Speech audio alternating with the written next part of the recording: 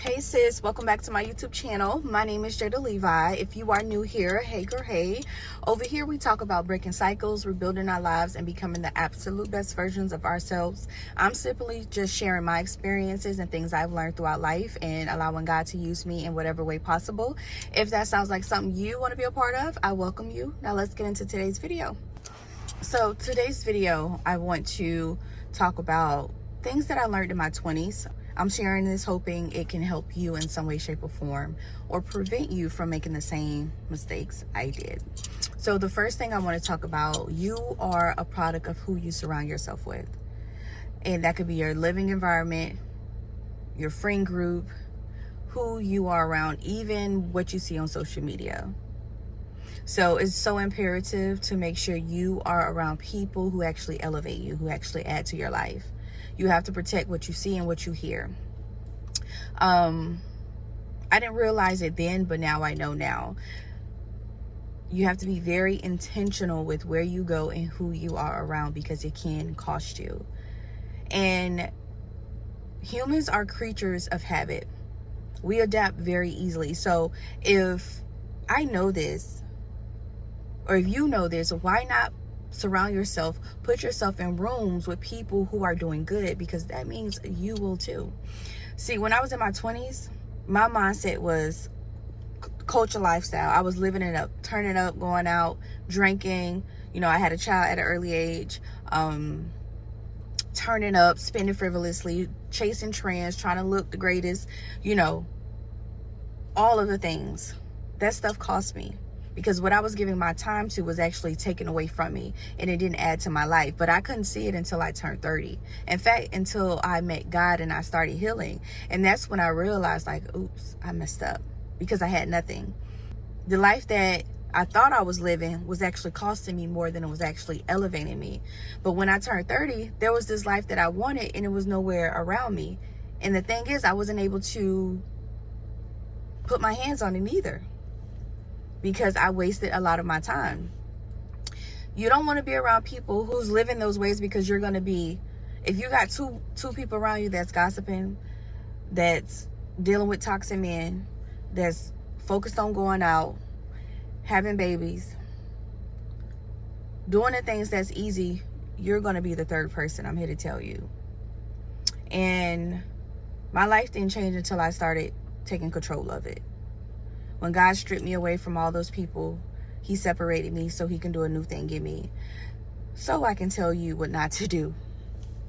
Trauma bonding with friends, being in those environments that's toxic, chaotic, you know, it's just negative. It doesn't add to your life. It takes away from you. And if you're not able to, say for instance, get in a new environment or just change locations, try your best to go on the other side of town. Go to the sides where there's people that are doing great.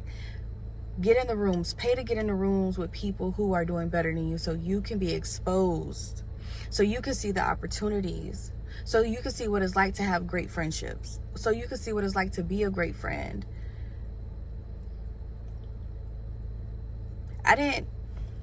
Growing up in my 20s, I was culture lived.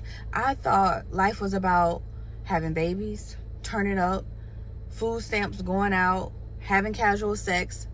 When one person don't work out, here you go to the next one. But there's no real commitment. You keeping up with trends. Trying to look the best to be validated by social media, because that's where you put your value. None of that is worth it. That's not what life is about. You want a peaceful life. You don't want to wake up trying to escape the life that you created. You don't want to wake up and be mad and angry and bitter because of the world around you. You have the power to change that. It starts within you and how you see yourself. The friends that you have, they are reflections of who you are. So that tells you a lot. That's data. So it's time to get in the field and make some changes. The environment that you are in, if it's not pouring into your cup, that's data. That means you need to make some changes. It's not the end of the world though, because change is possible. It could be done through the grace of God. I'm here to tell you. Give yourself 5 to 10 years. Build a life that is substantial. Build a life that is meaningful and purposeful. Figure out who you want to become. Figure out what type of woman that is, what type of friends she have, what type of life she has, and create that life for you, so you don't have to wake up and try to escape a life that is in your face. Your friends matter. Your community matters. What you do in life matters. The woman that you become matters.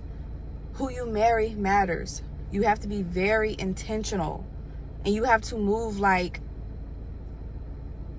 it. You cannot settle. Not in your environment, not with your friends, not in a relationship. If you don't like what life is given to you, that means change it. And you have the power to do so. I don't have the friends that I had in my 20s. I don't even have friends at the moment. I don't have my community. But I know one thing, I'm becoming the woman that I want to be, so I can attract like-minded individuals, so I can attract a healthy community, because I deserve that. I'm not your girl to call to gossip. You got baby daddy problems, don't call me. If you want to complain about your circumstances, you ain't trying to do nothing about it, don't call me.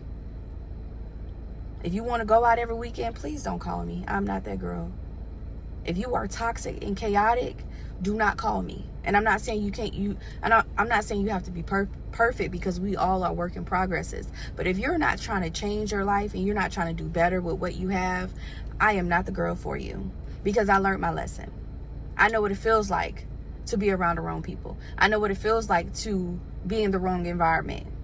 I can't jeopardize myself. And that's how you have to show up. You first got to become that person you want to be, so then you can attract the world around you that you deserve.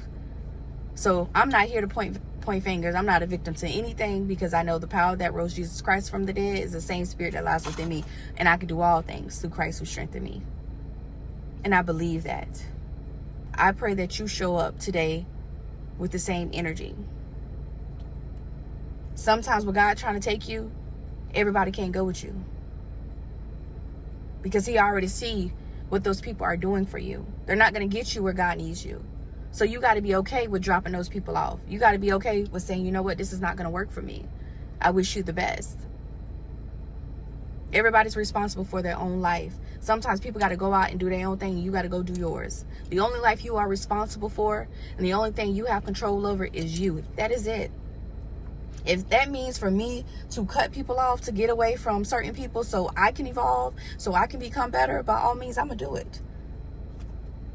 Because I'm not settling, not in even friendships. I'm not jeopardizing who I am. I'm not putting myself in nothing that will not be beneficial, will not make me somewhat better than what I was before I came.